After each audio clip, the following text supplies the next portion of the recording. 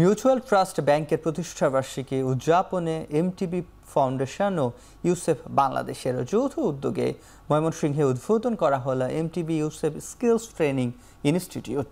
শনিবার বেলা 11টায় ময়মনসিংহের মাসকান্দায় স্পন্দন ট্রেনিং ফ্যাসিলিটেশন সেন্টারে আয়োজিত উদ্বোধনী অনুষ্ঠানে উপস্থিত ছিলেন মিউচুয়াল ট্রাস্ট ব্যাংক পিএলসির চেয়ারম্যান রাশেদ আহমেদ চৌধুরী।